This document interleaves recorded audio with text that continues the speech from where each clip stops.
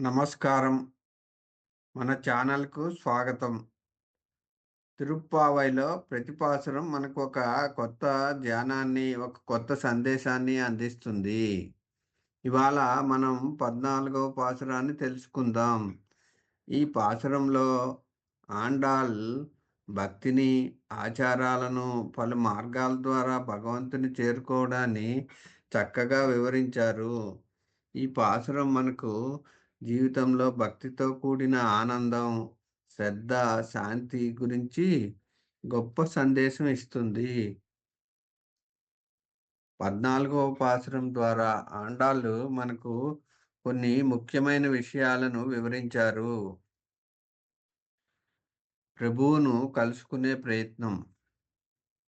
ఈ పాసురంలో ఆండాళ్ భక్తుల్ని దేవుని దివ్య సందర్శన కోసం పిలుస్తున్నారు. ఇది మనకు మన ఆత్మను పరిష్కరించుకునే మార్గాన్ని సూచిస్తుంది. ప్రార్థనలో ఏకాగ్రత. భగవంతుడిని నిశ్చయంతో ఆరాధించినప్పుడు మాత్రమే మనకు దివ్య అనుభూతులు లభిస్తాయని ఈ పాసురం గుర్తు చేస్తుంది. భక్తి సమూహం ప్రాముఖ్యత. భగవంతుని ప్రపత్తిలో సంఘబలం ఎంతో అవసరమని ఆండాళ్ మళ్ళీ మళ్ళీ గుర్తు చేస్తున్నారు. సమూహంగా చేసిన భక్తి సాధనల ద్వారా మనం భగవంతుని మరింత చేరువుగా అనుభవించగలం. ఈ పాసురం నా మనసుకు చాలా చేరువుగా ఉంటుంది. ఒకసారి మా ఊరిలో మార్గశిర మాసం సందర్భంగా కోలాటం కార్యక్రమం జరిగింది. అందరూ కలిసి పాడిన తిరుప్పావే పాటలు ఆ సమయంలో నా జీవితంలో కొత్త ఆత్మ నిశ్చయాన్ని ఇచ్చాయి. ఆ అద్భుతమైన అనుభూతి నాకు ఈ పాసురం చదివినప్పుడల్లా గుర్తుకు వస్తుంది. ఈ పాసురంలో దేవుని ఆరాధన కోసం గద్దెని చేసే ఆత్మబంధాన్ని మన జీవితంలో అనుసరించవచ్చు. ఇది మన స్నేహితులు, కుటుంబ సభ్యులు మరియు భక్తి సమూహంతో కలిసి ప్రార్థన చేసేందుకు స్ఫూర్తినిస్తుంది. తిరుప్పావైలోని ఈ 14వ పాసురంలో ఆండాళ్ మరియు గోపికలు తను మాట్లాడే శక్తిలో చాలా నిష్ణాతులు మరియు అనర్గళంగా మాట్లాడగలిగే మరియు తన ప్రతిభతో ఎవరినైనా ఒప్పించగల ఒక విచిత్రమైన ప్రతిభావంతులైన అమ్మాయిని మేల్కొల్పారు. ఈ 14వ పాసురం యొక్క బాహ్య స్పష్టమైన అర్థం. మీ ఇంటి పెరట్లో ఉన్న చెరువులో ఎర్ర తామరలు నోరు తెరిచాయి మరియు నీలి కలువ పువ్వులు వాటి రేకులను మూసుకున్నాయి. కుంకుమ పువ్వు బట్టలు ధరించి తెల్లని మెరిసే పళ్ళతో శంఖం ఊదేందుకు తమ దేవాలయాలకు వెళ్తున్నారు. మీరు నిరాడంబరమైన అమ్మాయి. మమ్మల్ని ముందుగానే మేల్కొల్పాలని వాగ్దానం చేశారు. నీకు సిగ్గులేదా? ఓ కబుర్ల పెట్టే. శంఖం మరియు చక్రం తన చేతుల్లో పట్టుకున్న భగవంతుడు. ఆయన స్తుతిని పాడుదాం ఓ మై డియర్. ఈ తిరుప్పావై ఈ పాశురం యొక్క అంతర్లీన అర్థం. చెరువులో ప్రస్తావించబడిన పువ్వులు జ్ఞాన నివాసాల వైపు చూపుతాయి. ఒకడు తన గురువును చేరుకోగానే అతని హృదయంలో అజ్ఞానం నశించి అత్యున్నతమైన జ్ఞానాన్ని గురించిన అవగాహన ఆ ప్రదేశంలో వికసిస్తుంది. అజ్ఞానాన్ని నీలిరంగు కలువతోనూ, ప్రకాశాన్ని ఎర్ర కమలంతోనూ పోల్చారు. ఆచార్యుడు జ్ఞానానికి నిలయం. ప్రకాశించే దుస్తులను ధరించి వారు పరమాత్మ గురించి తమ అంతర్గత అవగాహనపై దృష్టి పెడతారు. శంఖం ఊదడం వారి శిష్యులకు, విద్యార్థులకు జ్ఞానాన్ని వ్యాప్తి చేసే చర్య. గోదాదేవి మరియు గోపికలు నిద్రపోతున్న బాలికకు ఆధ్యాత్మికంగా వారికంటే ఉన్నతమైన తన భగవంతుని అనుభవాలను వారికి అందజేస్తానని వాగ్దానం చేసినట్లు గుర్తు చేశారు. ఇక్కడ నా నాదాయ్ మరియు నావుడుయాయ్ అనే పదాలు సాహిత్యపరమైన అర్థం తీసుకోరాదు. నంగై నిరాడంబరమైన వ్యక్తిని సూచిస్తుంది. కాబట్టి నిరాడంబరమైన వ్యక్తి స్వార్థపూరితంగా లేదా మోసపూరితంగా ఉండలేరు. వారు చెడు లక్షణాల నుండి విముక్తి కలిగి ఉంటారు మరియు వారి కమాండింగ్ మరియు ఆహ్లాదకరమైన స్వరంతో ఇతరులపై విపరీతమైన ప్రభావాన్ని కలిగి ఉంటారు. ఆచార్యుడు మనల్ని అజ్ఞానం నుండి వెలుగులోకి తీసుకెళ్తాడని గోదాదేవి ఇక్కడ చెప్తోంది. అతను ప్రజలను రక్షించడానికి మరియు అనుగ్రహించడానికి చేతిలో శంఖం మరియు చక్రం పట్టుకున్న పరమాత్మ యొక్క జ్ఞానం ద్వారా.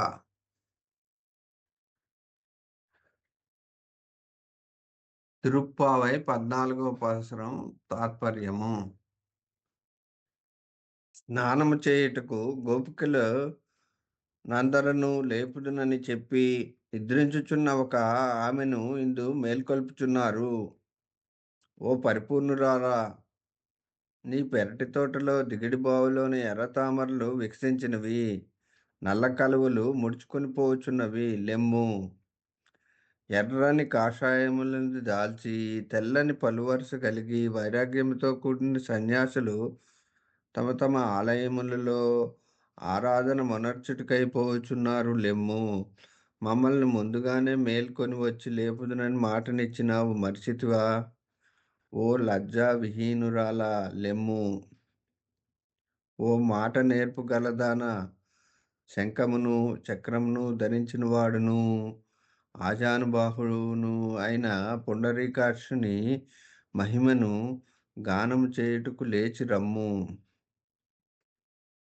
ఇప్పుడు 14వ రాజు పాసురం చూద్దామండి.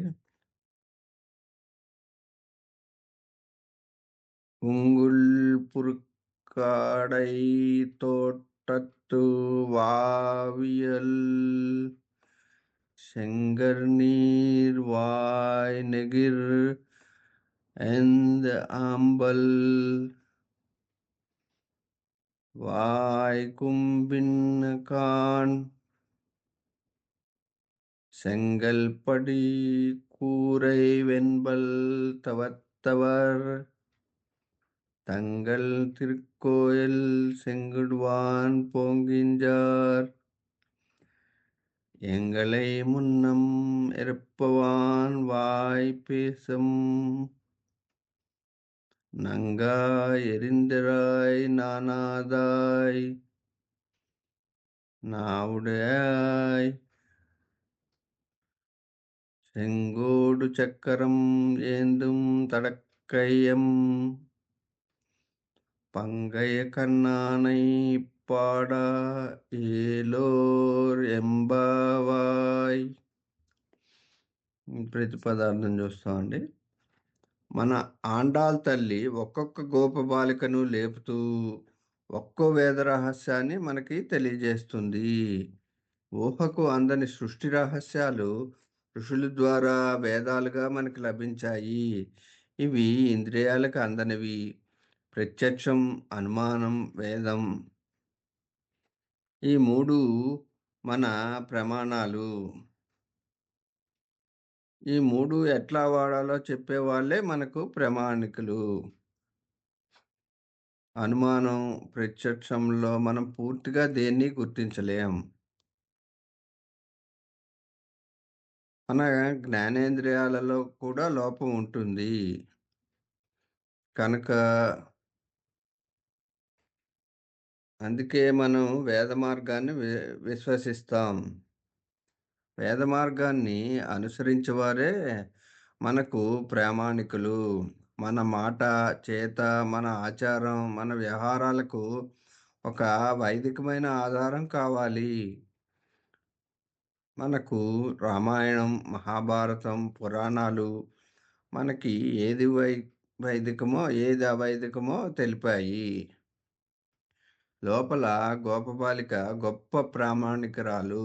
మంచిగా మాట్లాడగలదు కూడా.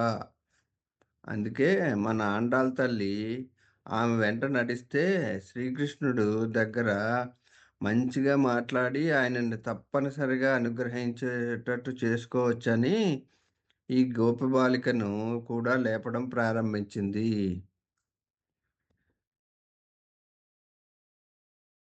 శంగర్ నీర్వాయ్ నెగిరాంద్ అంటే ఎర్ర కలవులు వికసిస్తున్నాయి. అంబల్వాయ్ కుంభిన్‌కాన్ అంటే నల్ల కలవులు ముకుళించుకుపోతున్నాయి అని లోపల గోపబాలికతో అన్నారు. సూర్యోదయం కాగానే ఎర్ర కలవులు వికసిస్తాయి. రాత్రి కాగానే నల్ల కలవులు వికసిస్తాయి. సూర్యోదయంతో నల్ల కలవులు ముకుళించుకుపోతాయి. ఇది లోకంలో ఒక నియమం. లోపల గోపబాలిక మీరే తొందరతో ఎర్ర కలువల్ని విప్పి ఉంటారు. నల్ల కలువల్ని ముడుచుకునేలా చేసి ఉంటారు అని పెద్దగా పట్టించుకోలేదు.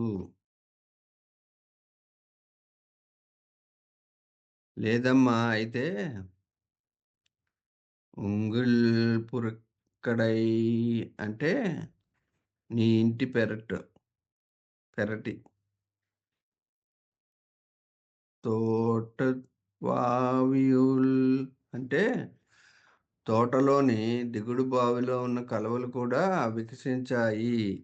కావాల్సొస్తే చూసుకో అంటూ ఇక్కడ అనుమాన ప్రమాణాన్ని వాడారు. ఇక్కడ నీ అని సంబోధించిన లోపల గోపబాలిక బాగా వేదాంతరాలు ఉన్నట్లుంది. నీ అన్న లోపల పరమాత్మ వరకు భావించి పెద్దగా పట్టించుకోలేదు. పైగా వీళ్ళొక మాట వ్యంగ్యంగా ప్రయోగించారు. ఏమిటంటే, లోపల తోటలో గోపబాలిక శ్రీకృష్ణుడి కోసం ఎదురు చూస్తుంటే, వెనక నుండి శ్రీకృష్ణుడు ఆమె కళ్ళు మూసినప్పటి సన్నివేశం ఊహించుకొని, శ్రీకృష్ణుడి కళ్ళను ఎర్ర కలువలతో పోల్చారు. గోపబాలిక కళ్ళను నల్ల కలువలతో పోల్చారు. అయినా గాని పెద్దగా పట్టించుకోలేదు లోపల గోపబాలిక. శంగల్ పొడి కూరై అంటే కాషాయాంబరదారులు వెన్బల్ తనవత్తవర్ అంటే తెల్లటి పలువరసలు కలిగిన యోగులు. తంగల్ తిరుక్కోయల్ అంటే ఆరాధనకై తమ తమ పెరుమాళ్ళ ఆలయాలకి. చెంగుడువాన్ అంటే తాళాలు తెరవడానికి. పోంగిన్రార్ అంటే వెళ్తున్నారు. మేము ప్రత్యక్షంగా చూశామంటూ ప్రత్యక్ష ప్రమాణాన్ని వాడారు గోపికలు. తాళం తీయడం జ్ఞానముద్రలా ఉంటుంది. అందుకే ఇక్కడ ఆండాళ్ళ తల్లి లోపల గోపబాలికను పెద్ద జ్ఞానిగా భావించి తమకు జ్ఞానం ప్రసాదించవమ్మా అంటూ చమత్కారంగా వర్ణిస్తుంది.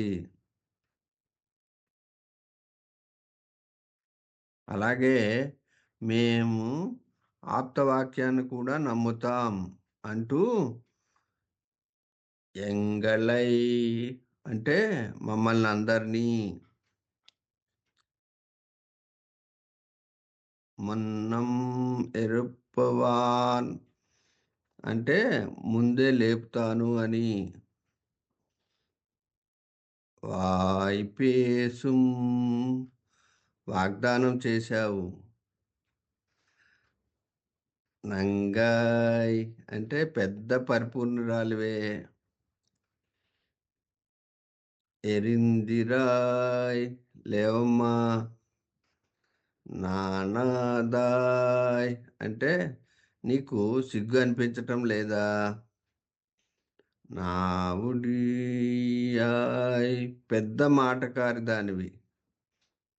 జ్ఞానులు తమ హృదయంలో భగవంతుని ఉపాసన చేసేటప్పుడు హృదయంలో పుండరీకాక్షణ రూపంలో ఉండే స్వామిని ఉపాసన చేస్తారు. దీన్నే దహర విద్య అంటారు వేదాల్లో.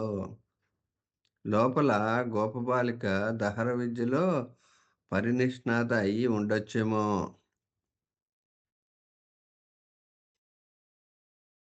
செங்கோடு சக்கரம் ஏந்தும் தடக்கையன் பங்கைய కన్నానయ్యప్పాడా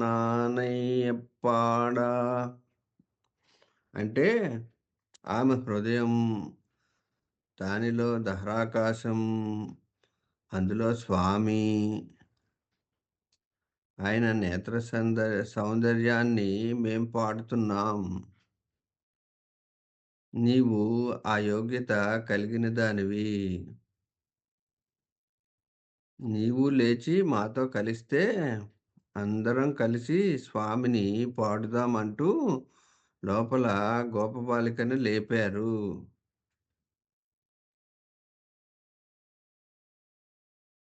మీరు ఈ పాసురం గురించి ఏమనుకుంటున్నారు? మీకు ఈ సందేశం మీ జీవన విధానానికి ఎలా అన్వయించగలదో కామెంట్స్‌లో చెప్పండి. మన యూట్యూబ్ ఛానల్‌ను సబ్స్క్రైబ్ చేయండి.